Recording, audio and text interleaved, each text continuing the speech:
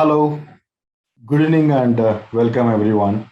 My name is Shiva, and I am the chair of Bengaluru ACM SIGGRAPH chapter. I hope everyone is doing well and like doing good in these tough times. Um, Thank you very much for joining us this evening for our second session, which is going to be a great presentation from Studio 88 Pictures. And the presentation is going to be the session on Netflix feature Troll Hunters Rise of the Titan. Without further delay, I would like to get into my presentation. So before we get into the actual session, let me quickly introduce a little bit about what is Bengaluru ACM SIGGRAPH. So Bengaluru ACM SIGGRAPH is a volunteer-driven association which is working towards the betterment of computer graphics community. And ACM SIGGRAPH Bengaluru chapter is very particular about having inclusion and diversity, including women in CG and technology. And the chapter is very keen to support professionals and students by mentoring them and provide networking opportunities where everyone can get to exchange information and see to that they have better career progression. And we wanted to also bridge the educational institutions and industry together so that there can be better ecosystem. So this is the key leadership of ACM SIGGRAPH Bangalore chapter. I would like to thank my other volunteers and the core committee members. Shiben Bhattacharya is the secretary, and he currently Shiben is working with Studio 88 Pictures. Vivek Reddy, he's not here today. He is busy traveling. He's our membership chair and treasurer. And Vivek is the founder and CEO of Viga Entertainment. Then we have Anand Sai Sivalingam. He is the vice chair of the chapter. Anand Sai is the founder and the managing director of ZA Studios and KVD Academy.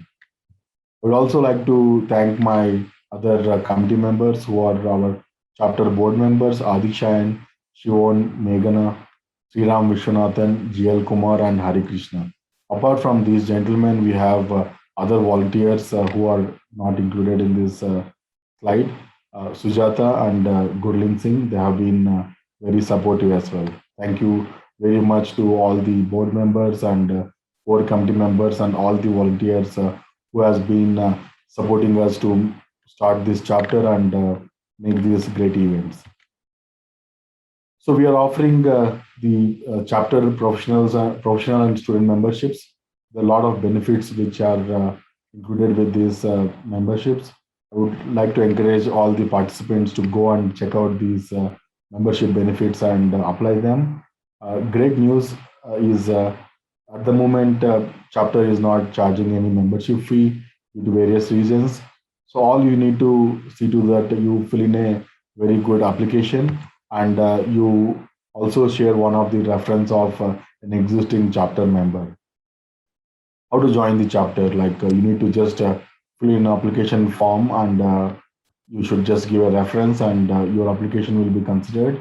If we find a student or a professional who has some relevance to the animation, VFX, computer graphics, or game industry, we find the application is appropriate, then there should be no reason why you will not be accepted as a member. And if you want to get the membership application, there is a URL which we'll be posting in the chat window eventually. So please watch out for it. And we also would like to encourage all of you to go and understand what's happening at SIGGRAPH Asia 2021, which is happening in Tokyo this year. This will be a hybrid event where the event will happen in Tokyo as well as will be a virtual event. So there is a lot of great innovation and improvements in the technology in our industry. Please do try to take part in these kind of global conferences and get to know the latest and greatest of the happenings in the industry. If you want to know more information about the chapter, please do visit our website, bengaluru.sigraph.org. If you wanted to get in touch with us, please drop us a line on Bengaluru-chapter at acmsigraph.org. And please do like us and follow us on social media for more updates on our future events. We have a lot of exciting sessions and great speakers in line for the coming months. Please do watch out for it and please do join us as well. Without further delay, I would like to introduce uh, the main speakers of the day, who is Abby John and Manish Kumar. I would like to request Abby John to come on cam. So Abby is the Chief Operating Officer of Studio Pictures, so 88 Pictures Studio, and I would request Abby to take over. Super. Thank you, Siva, for the introduction. Welcome to everyone for a wonderful Saturday evening, where every one of you chose to come onto this panel and see what the community offers to you. I think this is a great privilege and honor for us to be part of this platform, where we are able to showcase our work, talk about our studio, answer any questions that you may have. So first and foremost, the most sincere, heartfelt gratitude to ACM, SIGGRAPH, Siva and Shiben, who have helped us come on this platform and share our experience on our film. So let me introduce my colleague and partner on this presentation, Manish Kumar, who's head of animation at 88 Pictures, and he's also one of the founding members of 88 Pictures, along with Milind, who conceptualized this idea of 88 Pictures. Our story that goes 5 years back. We just completed our 5 years a little while back. And it's truly a story. So Manish was one of the founding members from the very onset, from getting he used to always say that this was the first time when he was actually getting a computer into the place, and that's how the inception happened. I joined 88 Pictures close to 2 years back, and I've been as producer and chief operating officer at 88 Pictures. Today we have been given the opportunity to speak about Rise of Titans, the Troll Hunters epic film that was aired in July of 2021. Something that relates very closely to us is that Rise of Titans. We would say that, okay, this was the rise of 88 Pictures as well, where the inception of 88 Pictures was the first episode of Troll Hunters, which happened. And we were a very young studio. I think animation in India was still nascent. There are not many, there are very few animation players, but animation went like 5 years back. I mean, we were still nascent, and we were even the first episode to work on. It was a gamble by the producers also, because it was not an easy series to work on. Netflix was actually pushing the envelope on blurring the line between TV and TV series, as well as theatrical features, and the value definitely. This was something that was placed between feature as well as series. So this was a very testing time for us, and the first episode came in, and they said that, okay, if these guys are able to do it, then that's what will carry on. And it was not that, okay, hey, we had solid infrastructure or we had a great team. We put together little by little, one by one, piece by piece, block by block, one thing to create a sustainable enterprise, what we are today. I think the first episode translated to the second episode, to the third episode, to the first season, which actually was Troll Hunters, the first season, then which followed by Three Below, followed by Wizards, and finally, which culminated into Rise of Titans. So as much as Rise of Titans is the name, it's Rise of 88. I think 88 is here today because of the work that was done on Rise of Titans, as well as it was the genesis of 88. I mean, what 88 has achieved in this past 5 years, we have worked on some of the fantastic animation properties that are seeing, and we are also working on some really cool properties, which is very, very incredible. Like the look of it is incredible, the animation style of it is incredible, and I think that's something that we will try to take you through our session today. But having said that, I think it definitely is a privilege to come and share with you some of the facts on the movie.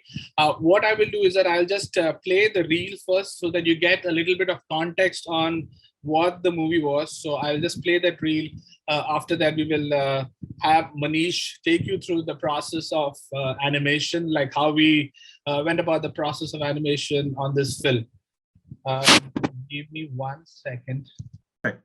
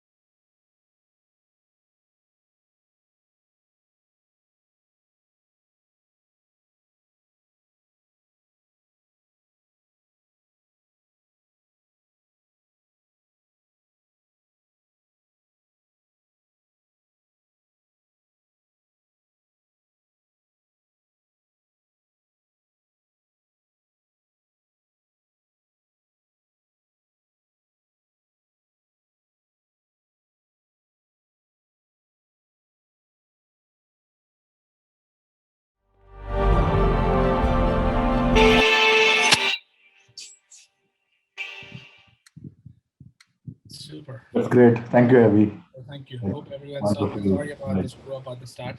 No Okay, so this was a movie that we were fortunate to work with visionary director Guillermo del Toro. I think he was the director of Hellboy, Shape of Water, um, and a lot of Pan's Labyrinth, and a lot of films which were unconventional in terms of filmmaking. In terms, he's one of the most amazing directors, and this was his first thing that which was originally conceptualized as a live action film or series, I think, which later on got translated into animation, because this was at a very big scale. It was a film that could not be told in the real world. It was like making Lord of the Rings in animation, and he wanted to really tell a story where is like 10 episodes, seasons, and then finally how it actually all culminates into that. The beauty of this was that, okay, we were fortunate to work from the very first day on the first season that happened. I think our team was fortunate. We learned along the way in terms of how to look at animation, how to look at assets. I mean, the effects on this movie was something close to Pacific Rim. If you guys have seen Pacific Rim in terms of a visual magnitude, it was of the scale of Pacific Rim and animation. That was what we were fortunate to be a part of. It really pushed our studio in terms of both from a creative standpoint as well as from a technology standpoint. Manish, I would like to invite Manish to take you through the creative process, how we went about animation and all, and after which I will give a brief on how we implemented our technological upgrades on for this movie. Over to you, Manish. I think it's your time right now. Thank you, Abhi. And Shiva forgot to mention there's a contest which is going on. Abhi has same hairstyle, she has same beard, same T-shirt. Who is following whom is a contest which is on. Wow. That is what is going to happen at the end, the Q&A. Let's see who wins it. Absolutely. Okay, so let's start. Whenever I get a chance to talk about Troll Hunter, when I look back, it always feels like the making itself is a movie. It's so challenging. There is so much to talk about. There has been such a amazing crew which we worked on. So let me start by being a storyteller today. So I would say let's start with chapter 1. Okay, the chapter 1 starts with bidding. So one night I was driving in my car and suddenly I realized there was no petrol. And I saw a petrol pump and I went there and I saw two gentlemen. One was Abby and another one was Milan. And they're shouting, why are the bids so high? Why are the bids so high? So, and suddenly I got into my senses. Oh, what's going on? So this is the movie that we have been working for last 3 years, I believe. We worked on the first season, we worked on Three Below, we worked on Wizard. And why are you taking more time to deliver this? What's wrong? We have the character rigs ready. The crew which worked on all these things they are ready. So why are the bids so high? So, which is a very valid question. As a producer, that's a very, very valid question. But at times, it's important, and it's important to look around the world what is happening. If you look at films like Harry Potter, you look films like Star Wars, Lord of the Rings, all the movies which has got a legacy, which has a couple of movies with them. Each movie which comes out is better than their predecessors. It is more challenging. It is visually more appealing. It is just to make sure that it is still unique. The audience is still motivated with it. So that is something which was very challenging for us as well, because we had a huge success with all the 3 seasons that we did. And it was up to us, how can we make things different and not come out of the style as well. So it's just a very thin line to do that. There's a very thin boundary on that. So I went with my team of supervisors, my core animators. We sat down and we talked about what can we do differently, what we have not done earlier. We had already done 3 years. That's a long time. What is unique about this particular movie? We looked at the animatics. We were in our video room and we were just going through and through and through, making notes. So very quickly we realized there were more than a couple of things that needs to change if we have to make this another success story. So first and foremost, the journey, it does not start at TOA. It's at Tales of Arcadia. It does not start there. It started 3 years back. So by this time, there is a unique relationship with the characters. There is a unique relationship, how it has all evolved. The characters themselves have evolved. The relationship between the characters, that has evolved. For example, I'm not sure if everybody has seen all the seasons, but if you look at the season 1, Stickler, one of the key villain which was there, ends up dating Jim's mother. So there is a huge graph. There's a huge graph that is there. And Jim, who used to hate Stickler to the core, they were killing each other, all we know. He was a father figure for Jim. So imagine the kind of character graph is there. And everybody has evolved from how they started. That was one. And then we looked at the narration, the screenplay, the storytelling, which was much more edgier. If you have seen this movie, you will realize that it is much more edgier. So if one of the shot which is there in the showreel as well, which Abby played, Steve, one of our favorite characters, he gets pregnant. He gets pregnant and he delivers a baby. It's actually not one baby, it's 7 babies. So it was fairly very painful. I hope nobody has to do that, but it was fairly painful. I mean, though my animator definitely felt the pain while animating that. So that was something which was very unique.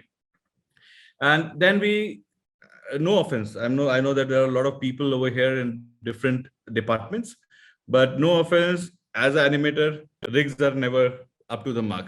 So the rigs were the next thing that we really wanted to upgrade, especially towards the facial. When you look at the facial, it has to be more organic. That is something that we were very clear right from the start when we moved into the drawing board, that we wanted to have more organic feeling on the face. uh, we wanted to have a little bit more automation, which means when you're kind of smiling, there are a lot of muscles which is already moving. So the animators, while they finish their job, they spend more time polishing things. These things come by free. So that was something which we were very inspired, and we really wanted to do that. Second is, there were a lot of characters, and most of the times characters are wearing heavy armors. And honestly, as an animator, I don't know how many animators are there in the house, but as an animator, that's never fun.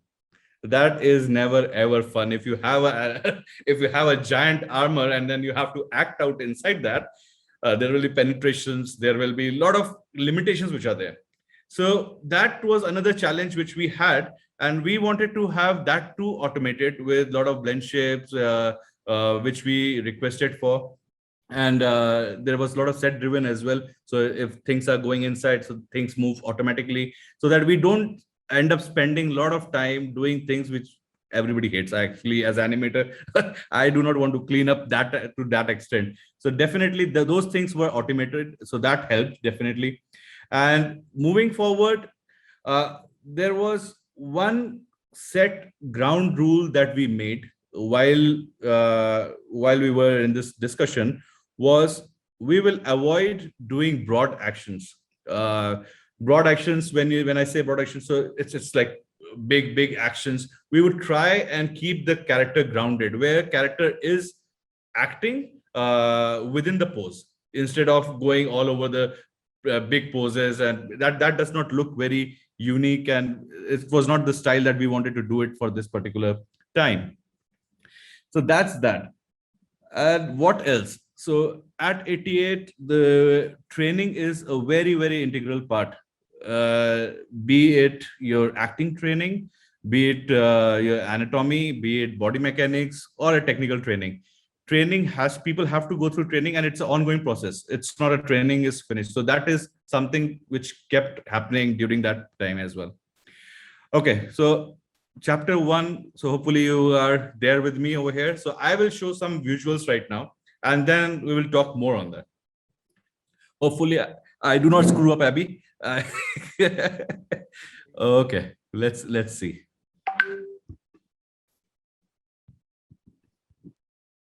Okay, you guys see it? Yes. Fantastic.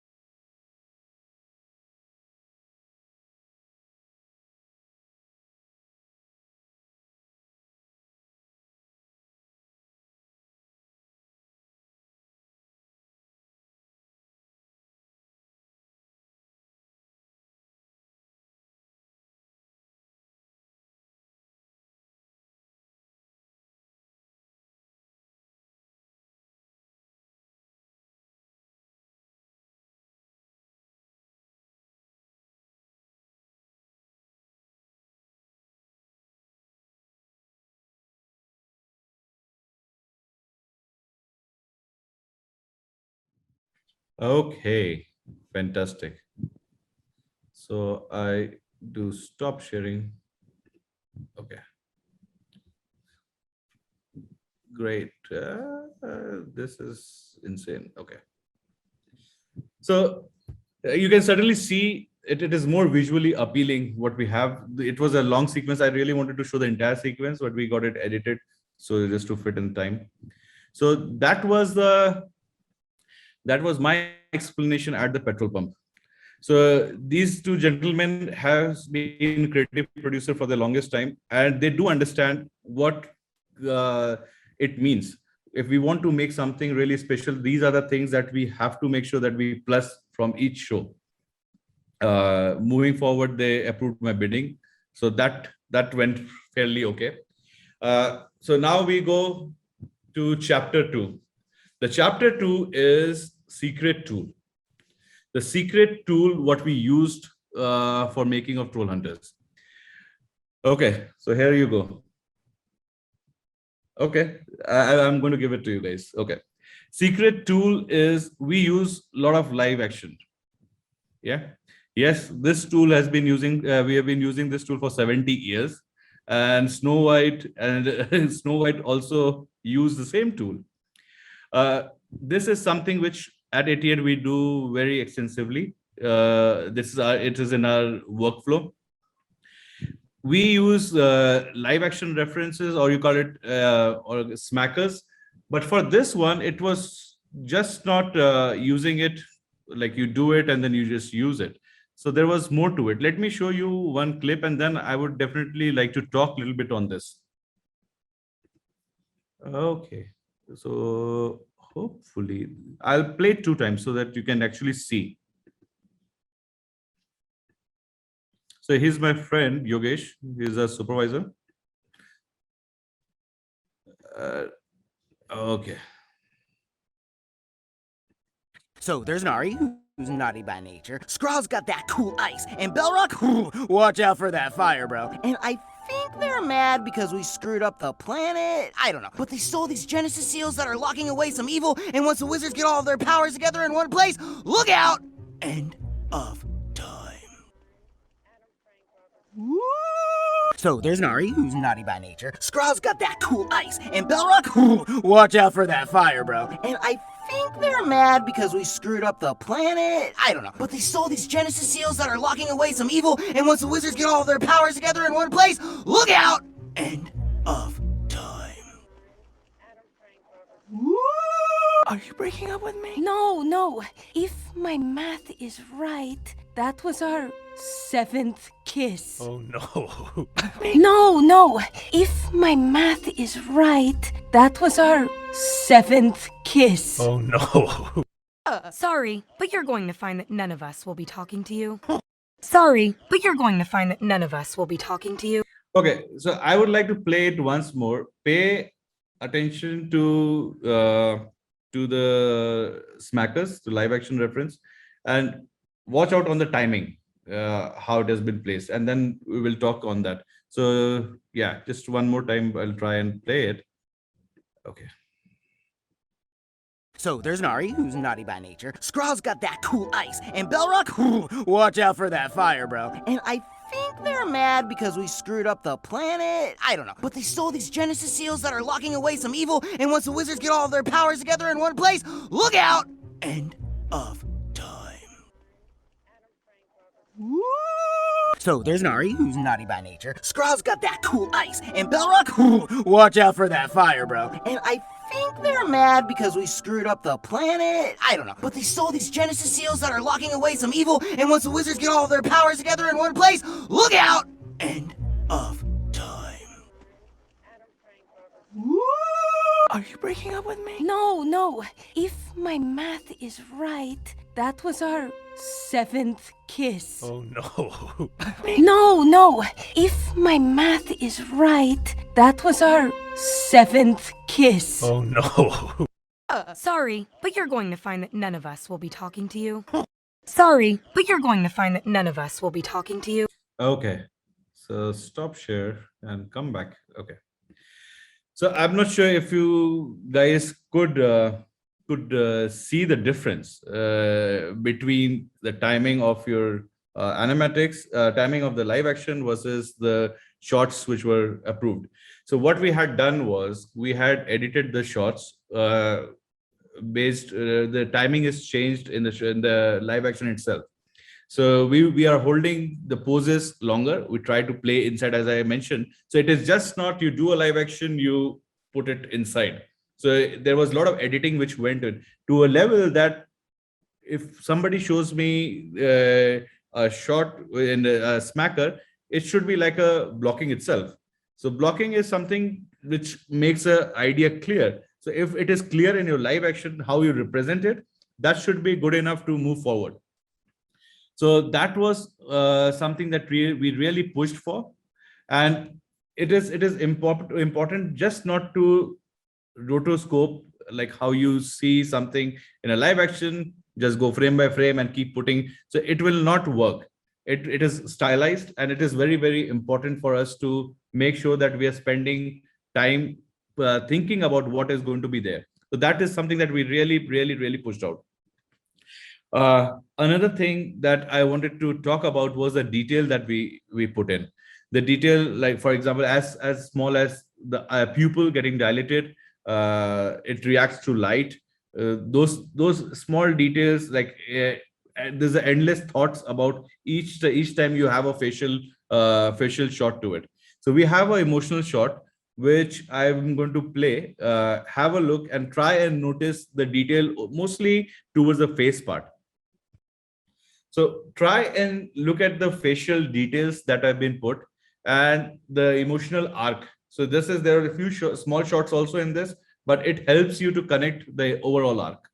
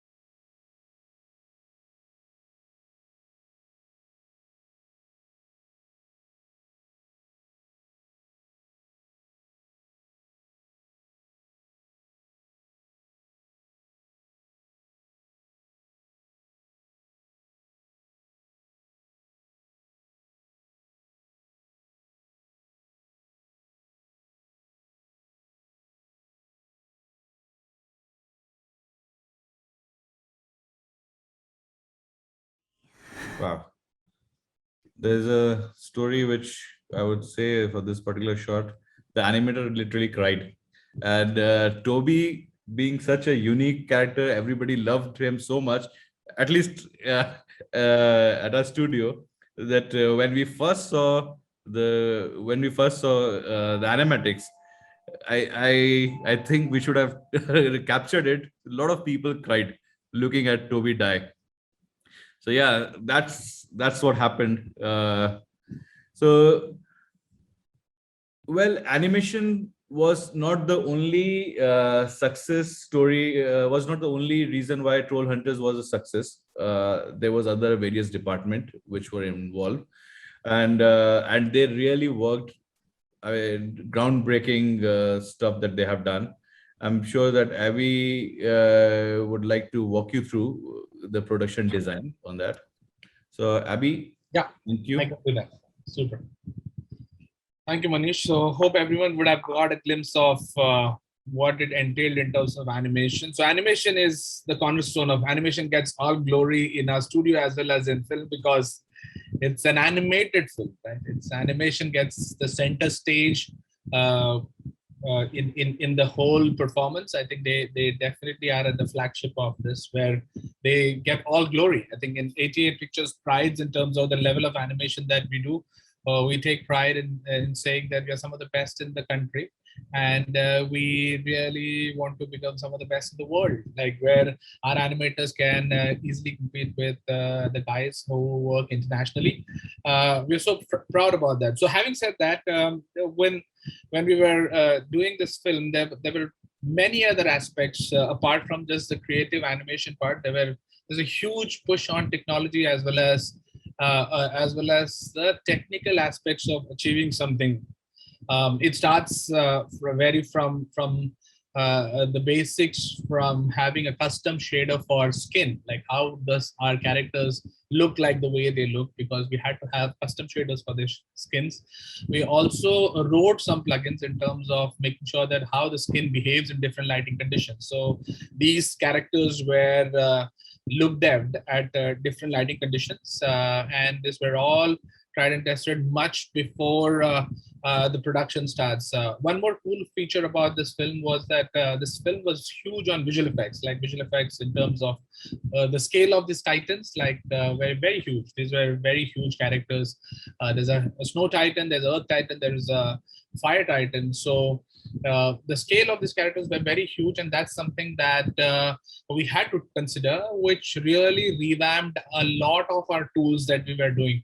I have a small effects reel that I would like to show. Some of the shots maybe from the overall reel, but effects played a very critical role in terms of how the whole movie shaped up, because it was just not about animation. It was about effects and how these characters looked. And we had some of the most emotional moments of the movie. Like we had like, okay, there is the effects is a character. It's not like just an effect that is augmenting the animation. Effects was like a character which was accentuating the film. Like effects had a personality of its own. I would like to share a movie file if, just to show you the visual effects on this movie.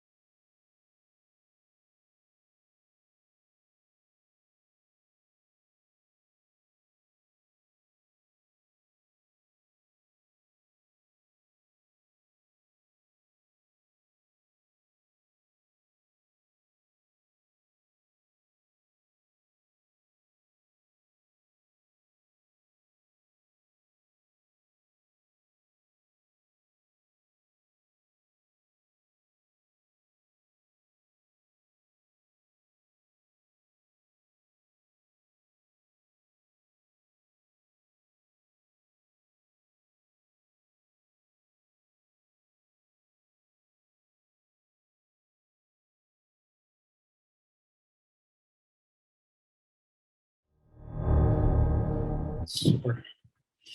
So This that is was some of the super. Thank you. Super. So that was some of the visual effects that was done on the movie. I think we this definitely pushed in terms of how visually we could complement the storytelling. as much as animation was the key driver of it. I mean, this definitely helped us to push the storytelling in a very unique way. And SIGGRAPH as a platform is more technology driven. So I'll just give a brief update on how we really had to revamp our technology stack as well as our pipeline just to aid the production of this movie. I think over the time on this movie, I think we definitely evolved our pipeline every year, every season onwards. We are a studio where for this movie, we really had to revamp the pipeline more at a studio level, as well as at an asset level, as well as at a short production level. We are a studio which is right now equipped for multi-facility, as well as we are supported for cloud setup as well. So we have heavily invested in infrastructure and production technology in the past 5 years, because unless and until you invest in technology, unless and until you are able to push the technical breakthrough from film to film, your creativity will always suffer. There's a very big saying that art pushes technology and technology pushes art. I mean, that was something that Sir Ed Catmull had said from Pixar.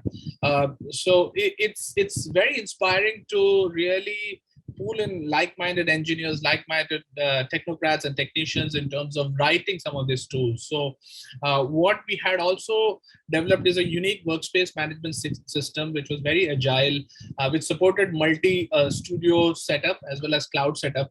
We also had to redesign the complete short publish pipeline because these titans were very huge. These titans had to be the sims that used to be run along with these titans were very huge in terms of which ran into many hours, and we had to really create a unique short publish pipeline for this.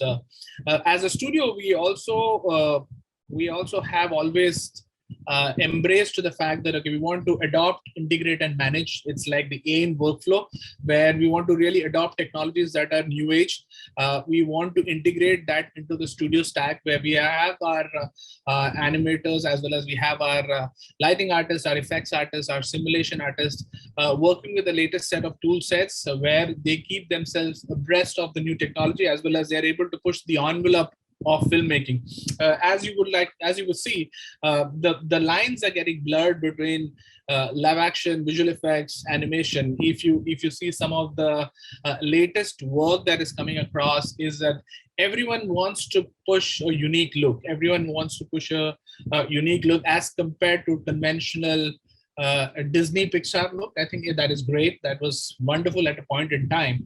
But today, as of today, if you could see some of one of the shows that we are working on right now is called Five Sleeps Before Christmas. It's a Christmas special that is coming this Christmas. It's backed by comedian Jimmy Fallon, where we had to really curate the look of the show. I mean, the beauty of that show was where we had to come up with a look which was not done before, and this will be I don't have visuals of it, but this will be out by the end of this year on Universal's platform worldwide.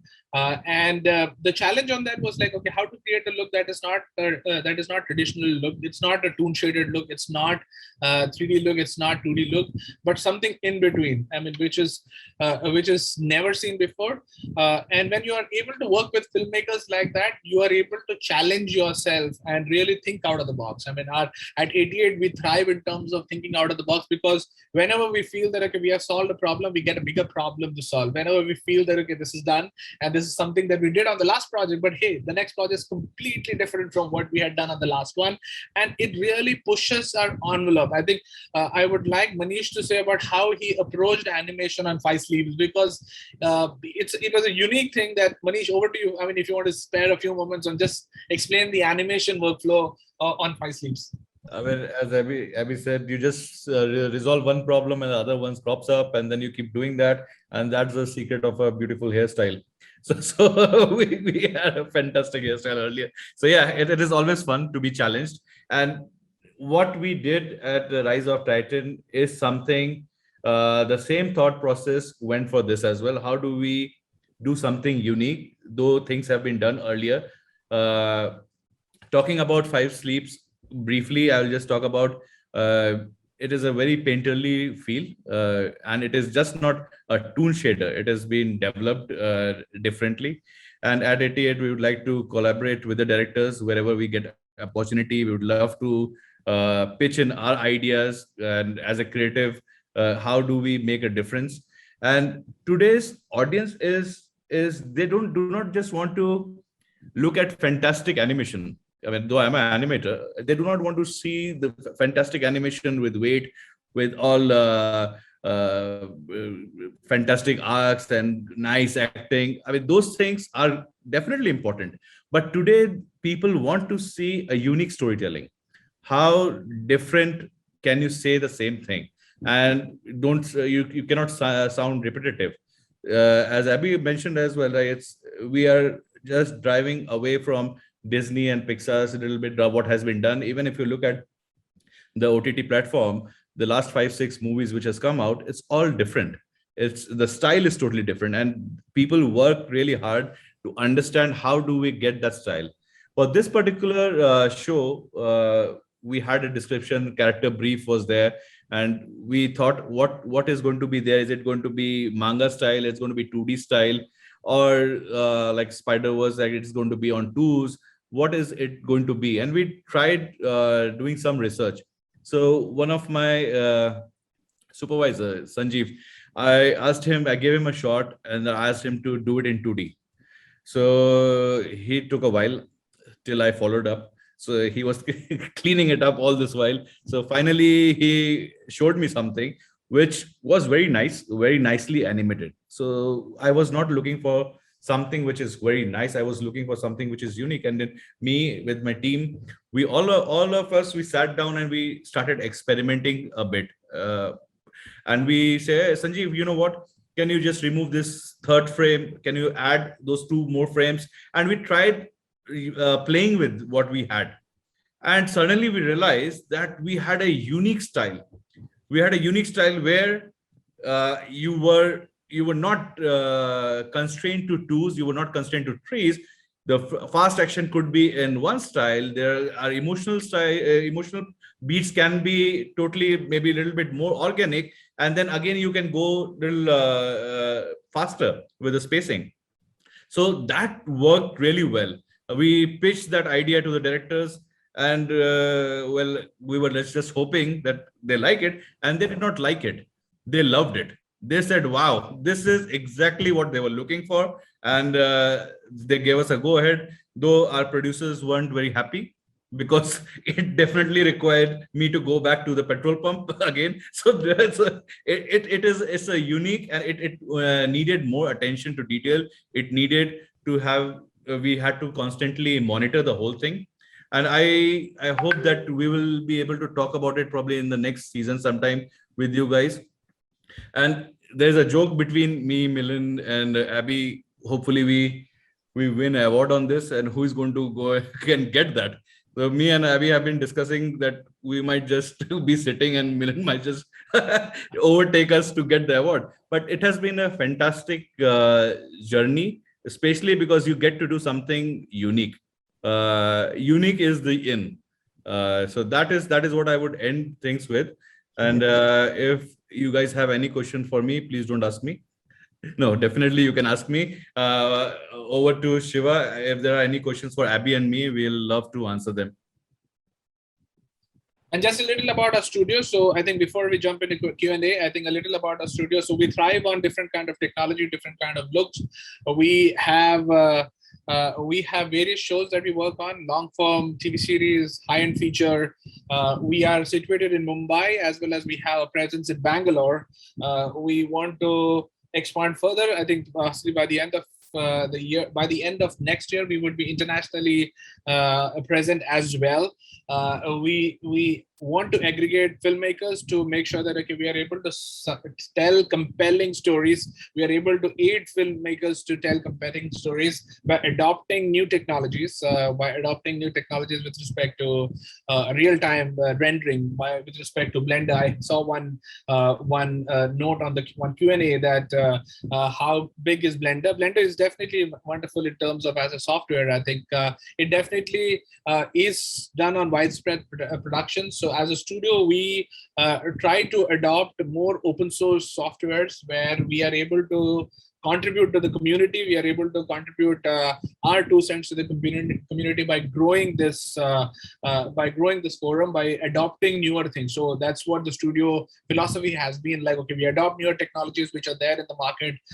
We integrate them into a studio stack, as well as we manage and try to grow that thing. So that's our way to give back to the community. And thank you so much for having us. We are right on time to conclude our sessions. We are open to take up any questions that you may have.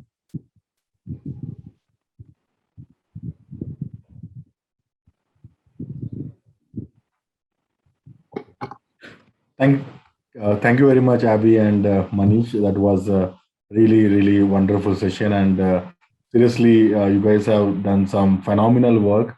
And respect to all the team members. And yeah, definitely, this is one of the greatest show Indian animation studio has produced, is what I can say.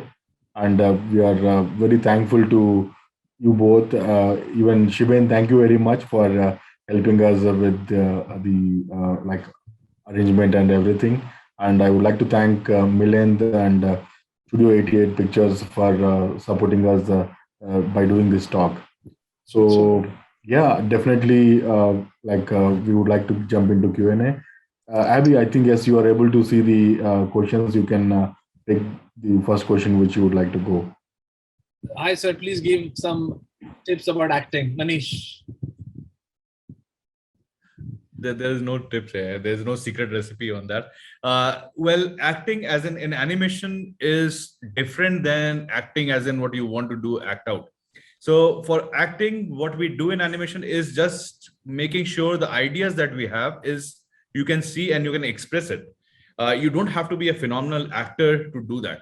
I'm a very bad actor, but I know my acting beats, what I am looking to when I'm looking at a shot, what are the important points to that.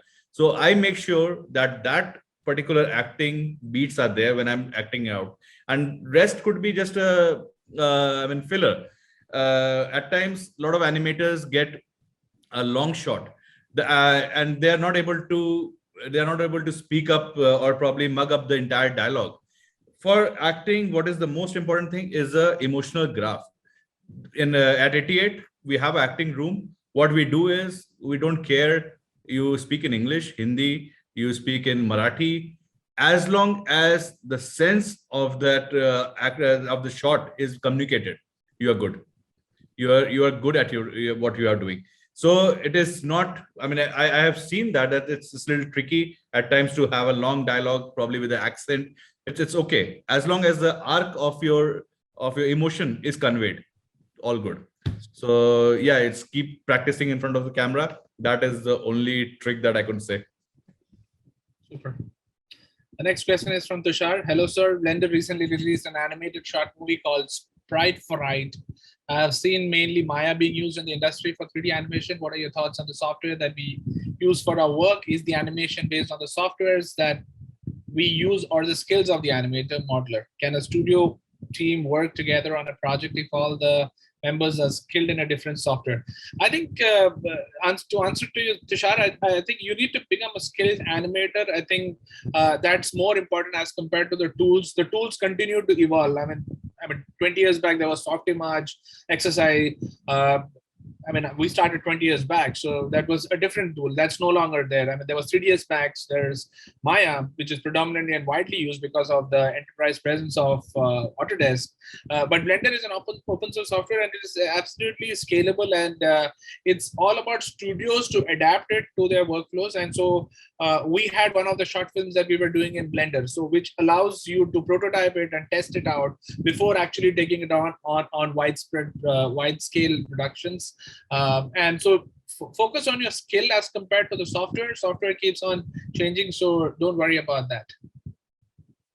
Swapnil Aryan has, so what is your rigging pipeline? I think our rigging pipeline for this movie was mainly Maya.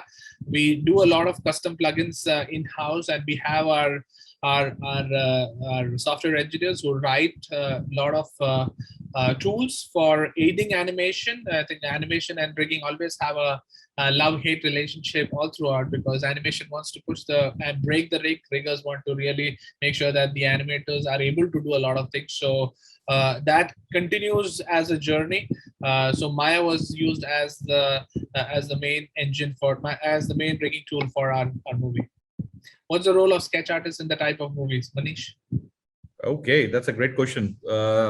So I believe that having a 2D background or having an illustration background, it is very good, but it's not important to be an animator. It definitely helps you to carve out your poses. It definitely helps you to look at the details. But I am not a 2D. I do not come from a 2D background. But I think like a 2D person. I think like a 2D animator. So when I am doing a pose, I just do not do a pose in 3D that okay, the character is going to be doing. I'll be paying attention to the silhouette. I'll be paying attention to the overlaps. I will be paying attention to what is aesthetically good. So if you have that kind of knowledge and you think that way, even if you don't have a 2D background, it is good. But having a 2D background is definitely a plus. Fantastic. And how 3D concept artists worked in this series? So on this movie, we did not have, because the vision of this movie was curated by the client, by DreamWorks itself. We did not design the concepts on this film. The concepts were done by a client in the US. But there are 3D conceptualizers or visualizers are very important when you're doing our own film. One of the projects that we are doing right now, which is unnamed, I mean, it will come possibly by 2022-23, it will be one of the biggest shows that is happening, not in India, not in Asia, in the world. I mean, it will be one of the best projects in the world, where we are doing the story, where we are doing the script, where we are doing the concept work, and everything from script to screen, we are responsible for it. Visualizers are always important, because visualizers are storytellers. You are able to imagine something that is never seen before. You are able to imagine that you are able to imagine something that no one has seen. So if you're a visualizer, please continue to hone your skill. That's something that would be fantastic. Yep. Okay. You're on mute, Ab.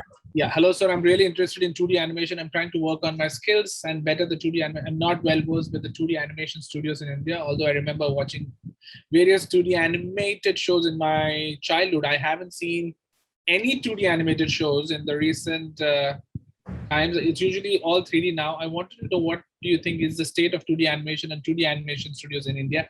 Is 2D animation still thriving in India, or is it dying? Can I take that question? Yes, please. It's your question. Yeah, 2D animation is certainly not dying. I would think that 2D animation has evolved.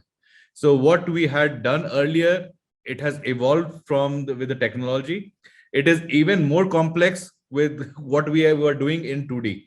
So I do not use that word dying. It has come a long way, and having a 2D knowledge, as I said earlier, it is definitely going to help you in your career as an animator. Definitely.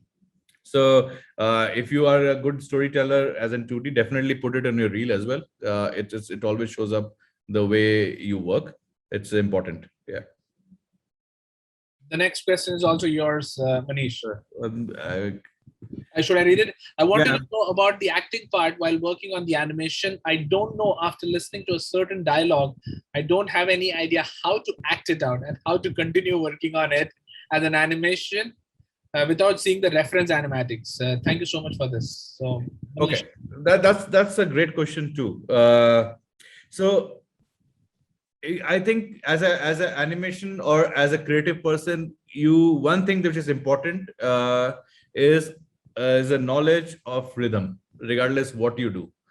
Even if you're a painter, you are in illustration, you are into acting, you are anything that you do in creative field, you need to have a knowledge of rhythm. And same goes with animation.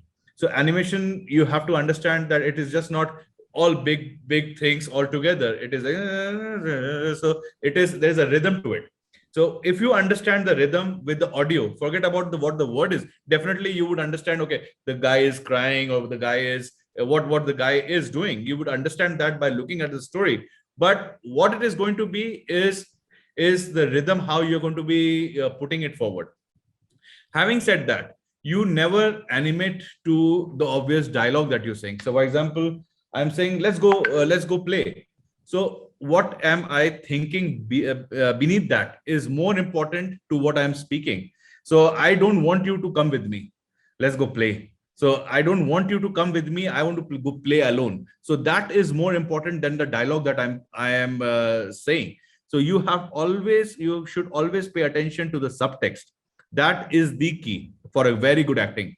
And then you don't have to become a very professional actor. You just need to know what are the beats. You can you make sure that, okay, the character needs to have this particular beat, which is very important for the storytelling. You make sure that you have that beat. If you're not able to act out, as I said, in mug up the dialogue, do it in your regional language or do it in Hindi, and get the emotions correct.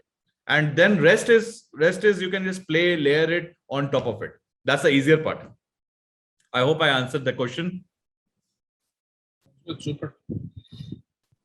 Next one is, can a student join the studio for internships, sir? Yes, of course. We do have internship programs that comes out every year. I think we are running internship for right now for 2 departments that is surfacing, which is not mainly internship. I think if you're proficient in terms of your discipline, you get tested by our supervisors. You will go through an interview program. Then after that, you are selected, and then you are put across a boot camp where we are able to give you maybe 4-week, 8-week training in terms of what exactly the live environment is, because a lot is different from by the book, by the institutes. What they teach is very different from what happens in the real world. So you go through a training program. So there is definitely an internship program that we offer from time to time. Please do follow our handle. Please do follow our reach out to our HR in terms of internship programs, and they would be able to assist you with that. Thank you, Abby. Abby or Shubin, when you get chance, can you please post the handles in the chat window so it will be helpful for them to follow? Super. Yeah. So next question that how you came into the industry, sir, your life journey, that would be a motivation for many youngsters who are looking into it. Hey, that's a long story. I mean, that would be a session of its own. We did not choose that. Why we are, I think Manish is also an engineer. I'm an engineer. We all come from engineering background. Animation was something that, okay, because animation as a mainstream profession was not available 20 years, 25 years back. I mean, we could be either an engineer or a doctor. We had to choose one of the vocation, and that's how we landed. But there was always a passion for doing animation. Filmmaking was always a passion. Animation is just a medium to convey films, to actually portray what we are thinking. So I mean, we are here. We have invested into this business. It's not even a business. It's a passion for us. We don't do it as a job for us. It's not a job for us. It's not a 9-to-5 job.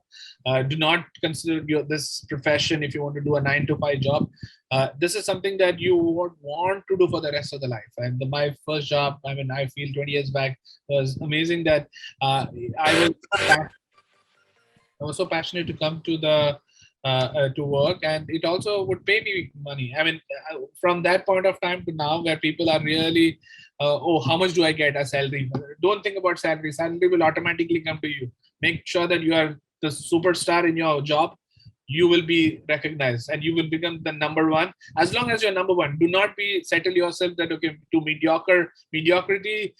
Make sure that, okay, you are the best in what you do. The world will bow down for you. Manish, 2 cents. Absolutely. As Abby said, it has been a journey. We had long hair back then. So it has been a while, definitely. One thing which is very important is to stay focused. It is not going to be coming easy. it was harder back then because we never had these kind of sessions. We never had the motive those kind of books available. So it was mostly we learn on job. So, and we learn from looking at a lot of references, looking at movies. Yeah, so it hasn't come easy, but I would think that you have to keep going forward, keep your head down, and keep moving forward, and keep practicing. Practicing is what it is going to be the most important thing, which is going to take you forward. One thing that I really wanted to add over here is when you come for intern, or when you come for as a junior animator, or at any level, what you should definitely think is, were in fact the crux of our discussion was the same, that okay, this is I'm sitting with a ball in hand. How different can I do this? I can, this is what it is going to be, right? How different can I do it as a creative? How, what can I add to it? It is not about how well you can animate, it's about what you can animate. It's about what can you bring in as an idea. That is more valuable than anything else. So I would think that you have to keep make sure that you are creative, you keep thinking about it, and keep practicing, and that's where things are going to shine one day. Sounds good. What is the minimum portfolio requirement if someone wants to join a studio like yours? Make sure that you are exceptionally talented. I think there will be internship program. It doesn't matter whether you're new joinee or whether you're a seasoned professional. Time to time, if you're great at your art, I think you will be selected. That definitely goes for each and every one of us. I've heard that Pixar and or DreamWorks never use constraint. They make animation frame by frame. Manish? Well, that is incorrect. that is highly incorrect, unless it is 2D. In 2D also you do constraint, but it is not correct. I worked on one of the studios, and you had to do the same thing what you do in Maya. You use constraint, you do the basic thing that you do. It's the same, though they have a different pipeline. Super. I wanted to know how it is like in a day in the animator's life. Specific things that I wanted to know are how much work is usually assigned in a day, or is it a large chunk of work that the animation sections up over a week? How many seconds of animated work is considered a good amount in a day? It's very. It depends on the show that you're working on, and because each show has its own requirement of skill level and own that timeline. But if I say you should, if you are able to balance out what you need to do, it's a reasonable amount of work. It's not a work that which you have to kind of stay back late and you have to do all the way till morning. But if you are able to pace yourself, how, when are you doing your blocking, what is to be done on blocking, what are the things that the directors have said, what are your supervisors note, if you are able to manage that on time, it is going to go smoothly, because everything has been designed keeping in mind the skill sets, keeping in mind the quality of the show, keeping in mind the deadline. So it is not designed that okay, one person has to work 18 hours and then he's going to be completing that 18 hours. Person works because he's not able to do that work on time. That's the reason why people end up spending more time on computer.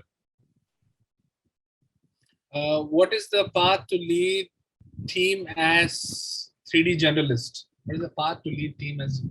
If you're a 3D generalist, I think what I understand from your question is that you may model your character asset or your set, and you may be able to shade your set, you may be able to texture it, you may be able to look dev it. That's like a superstar. I think 3D generalists are versatile. They are able to move across departments. They usually become very strong technical directors, I think, because they're versatile and they understand both upstream and downstream departments. So if you're a 3D generalist, please continue to hone your skill, and that's something that will aid you as the days go by. Absolutely. What's the thoughts on Coraline? It's one of my favorite animated movies of all times. Coraline, yeah, Coraline was a. It was what is it? Stop motion animation. Stop motion. It was Stop motion, and it's a beautiful one. I don't think in India we are doing so much stop motion work. But yeah, my thoughts are it's I loved it. It's a That was fantastic film. It was done by a studio in called Laika, Laika. I think yeah. it's in the US, and it's dark, it's edgy, and definitely it was ahead of time. I think that studio definitely does stop motion animation. Stop motion is an art form of its own, like 3D animation. So there is specialist skills in terms of how people approach stop motion animation. It is something not uncommon, but not all studios are not bold enough to take that step. So you don't see that very often. But great question, anonymous person. We don't know your name, so we just will remain anonymous. So which is the most more challenging than stop motion? Yeah, I think I answered. Stop motion challenging. Manish, do you have a? I've not worked on stop motion, but I think all of them are very challenging because it's all frame by frame. You have to make sure you don't screw up your previous frame, or else you have to redo the whole thing. So it is a very, very challenging kind of animation that is there. So yeah, I would say that. Sir, please tell us how to make a demo reel as a 3D animator for any job. A basic guide in brief for how to make a reel will really help. Okay, so if I have to look at a demo reel, especially from a person who is just getting into the industry, I don't want to see 3 minutes reel. First is that it needs to be very short. There are three things that I need to, or two things that I need, is have a good acting shots, which is going to be probably this much, or it could be full body acting, but have an acting shot, and then have a body mechanics shot, which represent both sides of your skill sets. If you have these two things, I think only, even if there are two shots, it's good enough. You don't need to show more. Where once you are able to show your facials, and when you're able to show the weight and how things are moving, I think that's about it. As a fresher, that's all you need. Sir, I have skills, but not any kind of degree. So in this field, so is it important to have any degree? Degrees. I think education always helps, but it's not mandatory to have a degree as long as you're good at your craft. Depending upon your discipline, I think that should help you get your right kind of dream job. So degree is not a must, but education never goes waste. That's my answer. What are your favorite animated movies, shows? That's a pretty generic question. That's favorite animated movie is. I lost track of all the favorite animation movie. I like Wall-E, by the way. I still love Wall-E. That was one of my favorite movies, where you see a box with so much emotions on it. I think that is certainly my favorite. Abby, I don't know about you. My favorite was Toy Story. I think Toy Story was ahead of time, 1995, and when 3D animation was not there. I think the first movie that came out was Toy Story. Toy Story 1 was the movie because of which we have this platform, because of which we have this industry, because of which we have this community. If it was not for John Lasseter and Sir Ed Catmull, we as an industry would not exist. Right. So we would only be in as 2D animators or 2D animation, but because of the early stage innovations and inventions that they actually contributed towards CGI, that really created this industry. So my all-time favorite was Toy Story 1, 2, 3, 4. That just kept on evolving. What does the industry expert expect from a rigging artist? What are the key knowledge factors should the student concentrate on? Because usually rigging artist openings comes very rare for freshers. I think if you're a rigging artist, I don't agree to the fact that rigging artists are rare. Rigging artists are a bridge between animation as well as the other departments. Rigging is a very specialized area, which is highly technical. It's not as more than creative. It's very technical because you want to really code. You need to be a very good software engineer to really be able to be an exceptionally talented rigger. So. It's not rare. I mean, continue to hone your skills. I think you'll do great. I like to add. I'll add. Yes, things. Manish, go ahead. There's just few things on that. As a rigging artist, you should have an understanding about the anatomy, which is the basic of a rigging. And secondly, you should have a brief understanding about animation as well. So if you have these two skill sets with you, you can definitely be a very good rigger, because at the end of it, animators are your client. So what are they looking at, how they see things? You need to have a basic understanding about it as you keep sharpening your skill sets. And human anatomy, like Manish said, that part is very important. And you notice, right, like while it is a software engineering technical type of a work, make sure your mathematics, especially in trigonometry and in coordinate geometry, like this is absolutely solid, because that is what you will be putting together in your in the tool, right? And when it goes to the client, like they don't need to understand those complexities at all, right? Like they want to use the tool directly. So yeah, pay attention to the mathematics behind it as well. Super. What's the best way for a student to work on their networking with individuals working in the industry? How should we approach those individuals in a way so that we can get specific questions for our students answered? Tushar, I think you can stay connected on LinkedIn. You can stay connected on networking sites. I think there is ArtStation, there is Behance. If you're a good artist, like okay, visualizer, your work will always be recognized. And be a part of communities. I think be part of communities, which is forums where you can learn and where you can learn from others, like okay, what others are doing. You can be exposed to what your peers are doing as well as what's happening in the world. So that's what I would say. Manish, Shibin. Yeah, absolutely. I agree. Yeah, I mean, don't be afraid of putting yourself out there. Like like have a profile where you put together your things. It's not to show off, but it's like it's anyway going to be a good collection for you, right? Like, okay, this is my thing which is out there, right? And yeah, people can come in, people can comment on it. You can go and you can comment on other people's work. That's one of the ways you can network. I mean, as Shibin said, feedback is in our field, it is going to be day in and day out job.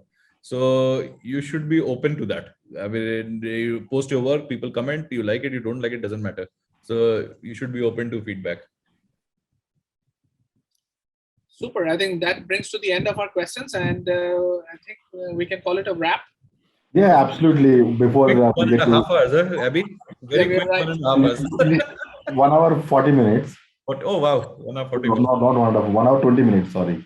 1 hour 20 minutes. Wow. Yeah. Cool. So once again, thank you very much, Manish, Abby, Shiben, Milind, and 88 Pictures for this wonderful session. I'm sure like a lot of people are inspired and motivated with what you guys have been doing, and most of our audience are students. I'm sure uh, some of them might be your colleagues in the future. So thank you once again on behalf of Shiben, myself, and entire Bengaluru ACM SIGGRAPH chapter.